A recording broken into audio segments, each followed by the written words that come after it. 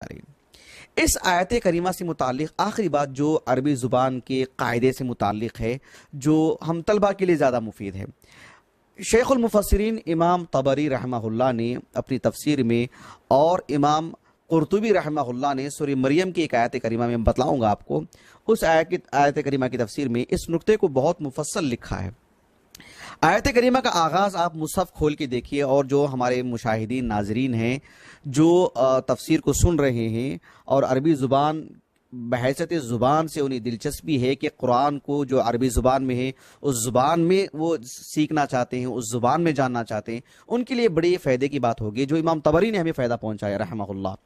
امام طبری رحمہ اللہ کہتے ہیں کہ آیت کریمہ کا جو آغاز ہے کہ افطرا اللہ، افطرا یہ کون سا فعل ہے؟ افطرا دراصل باب افتعال سے اگر دیکھا جائے تو افطرا نا، افطرا یفتری، تو افطرا کیسے؟ اصل میں وہ حمزۃ الاستفہام ہے اور باب افتعال کا حمزہ ہے۔ باب افتعال کا جو حمزہ ہے اسے حمزۃ الوصل کہتے ہیں۔ وہ اس سے پہلے اگر کوئی کلمہ ہو تو پھر وہ حمزہ ساقط ہو جاتا ہے، لکھنے میں تو آئے گا لیکن نطق میں، پڑھنے میں نہیں آئے گا۔ تو چونکہ یہاں پر ایک حمزۃ الاستفہام ہے اور دوسرا باب افتعال کا حمزہ ہے، دونوں جمع ہوئے ہیں اور وہاں پر دونوں کو جو وہاں پر ایک کو فتحہ مل رہا ہے حمزۃ الاستفہام کو، اور افطرا کو کسرہ مل رہا ہے، دونوں کو ملا کے پڑھ ہی نہیں سکتے، اور دونوں کو ایک حرف بھی مد بھی نہیں لگا سکتے، آفترا ایسا بھی نہیں پڑھ سکتے کیونکہ ایک فتحہ ہے ایک کسرہ ہے، اور باب افتعال کا جو حمزہ ہے اسے حذف کر دیا جاتا ہے۔ یہ ساری تفصیلات آپ امام طبری میں تفسیر طبری میں دیکھیں آپ کو مل جائیں گے۔ تو امام طبری رحمہ اللہ نے کہا کہ چونکہ یہاں پر ایک حمزۃ الاستفہام ہے اور دوسری طرف باب افتعال کا حمزہ ہے جو حمزۃ الوصل ہے، وہ ایک زائد چیز ہے تو یہاں پر وہ حذف کر دی جاتی ہے۔ امام طبری رحمہ اللہ نے کہا کہ وَنَظِيرُهَا، یہ ان کا کلمہ ہے، انہوں نے کہا کہ اس طرح کی قرآن مجید میں بیشتر آیاتیں ہیں۔ انہوں نے کافی آیاتیں درج بھی کی ہیں امام طبری نے رحمہ اللہ۔ مثلا سورۃ الصافات کی آیت کریمہ ہے، اللہ رب العالمین نے فرمایا اصطفى البنات علی البنین، اصطفى یصطفی ایسا نہ ہے، اصطفى البنات ایسے ہے، اصطفى البنات علی البنین۔ سورۃ صافات کا آخری رکوع اٹھا کے دیکھیں آپ، اللہ سبحانہ وتعالی نے سورہ صاد میں بیان فرمایا قال یا ابلیس ما منعک ان تسجد لما خلقت بیدی استکبرت ام کنت من العالین۔ استکبرت کیسے؟ استکبرت ام کنت من العالین ایسے ہیں، تو گویا کہ وہ حمزۃ الاستفہام ہے، استکبر، وہ حمزے کو حذف کر دیا گیا اور وہ جو ہے فتح جسے ملا ہے جو حمزۃ الاستفہام ہے اس کو باقی رکھا گیا، استکبرت ام کنت من العالین۔ آپ سورۃ المنافقون میں دیکھو سواء علیہم استغفرت لهم استغفرت لهم ام لم تستغفر لهم لن یغفر اللہ لهم، ایسے ہیں۔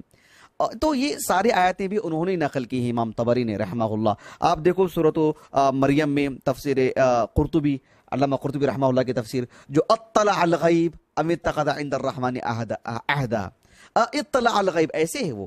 تو اس آیت کریمہ کے ضمن میں بھی کافی تفصیل سے امام قرطبی نے لکھا ہے رحمہ اللہ۔ بہرحال یہ تو ایک بات رہی۔ دوسری بات یہ کہ امام طبری رحمہ اللہ نے ایک بات یہ بھی لکھی ہے کہ یہاں پر تو ایک حمزے کو حذف کر دیا گیا ہے جو کہ حمزۃ الوصل ہے۔ قرآن مجید کی دیگر مقامات پر ایسا نہیں ہے، کچھ مقامات پر ویسے کیوں؟ خود انہوں نے سوال کیا۔ مثلا اللہ رب العالمین نے سورہ یونس میں بیان فرمایا ثم اذا ما وقع آمنتم به، الآن ہے حمزۃ الاستفہام، اس کے بعد الآن ہے، لیکن دونوں کو ملا کے مد الآن وقد کنتم به تستعجلون، تو یہاں کیوں حذف نہیں ہوا؟ خود امام طبری نے سوال کیا رحمہ اللہ۔ سورۃ الانعام کی آیت میں انہوں نے لکھی کہ ثمانیۃ ازواج من الضأن اثنین ومن المعز اثنین قل الذکرین حرم ام الانثیین قل الذکرین، تو الذکرین ہے وہ، تو یہاں پر کیوں حذف نہیں ہوا ہے؟ تو امام طبری رحمہ اللہ نے کہا کہ الآن میں حمزۃ جو استفہام ہے اس کو بھی فتح ہے، الآن میں اس کو بھی فتح ہے، اگر دونوں میں ایک کو حذف کر دیں گے تو اس میں سوال کون سا ہے، خبر کون سی ہے، استفہام اور خبر میں فرق نہیں رہ جائے گا کیونکہ اس کو بھی فتح ہی ہے، اب دونوں میں فرق نہیں کر پائیں گے، تو اس لیے دونوں کو باقی رکھا گیا ہے، اللہ خیرن، اللہ خیرن ہے۔ لیکن یہاں پر ایک کو جو حمزۃ الاستفہام ہے اور ایک حمزۃ الوصل ہے جسے کسرہ ملا ہے، اس لیے اس کو حذف کیا گیا ہے۔ اگر وہاں پر حذف کر دیتے تو پھر آپ فرق نہیں کر پائیں گے معنی کے اعتبار سے۔ یہ امام طبری رحمہ اللہ کی جو تفسیر میں جو باتیں ہیں آپ دوبارہ رجوع کیجیے، ایک مرتبہ پہ سمجھ میں نہیں آتی ہیں تو دوبارہ پڑھیے، تیسری مرتبہ پڑھیے، ایک اچھی سی بات ہے آپ کو، ورنہ افطرا جو ہے آپ پڑھیں گے تو پھر آپ کو ایک سوال پیدا ہوگا کہ یہ کیا ہے حمزہ، ایک سوال پیدا ہوگا، جسے امام طبری نے تفصیل سے لکھا ہے، آپ 1 سے 2 مرتبہ پڑھیے، انشاءاللہ بات بآسانی سمجھ میں آ جائے گی۔